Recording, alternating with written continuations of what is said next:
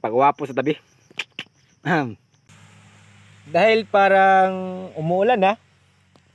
So, yun, nag-prepare talaga si Junes TV dito na itatanim.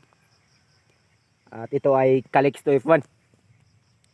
So, nakita nyo naman yung panahon ngayon ay parang umuulan. Sabi nila may bagyo daw. Alam nyo mga farmers, hindi ko talaga to ikakahiya kung ano man ang naging trabaho ko dito sa probinsya ng Masbate.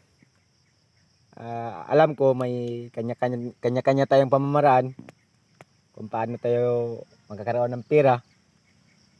Pero sa akin mga ka-farmers, lahat ng mga ginagawa ko dito, kahit paulit-ulit, na minsan nakaka-boring, pero always kong i-share sa inyo ang mga ginagawa ko dito.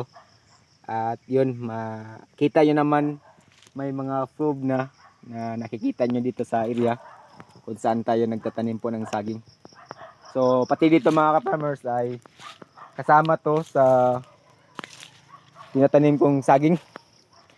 So kita nyo naman yung area, sayang yung area na hindi mataniman. Ayun, tinataniman ko lang po ng talong.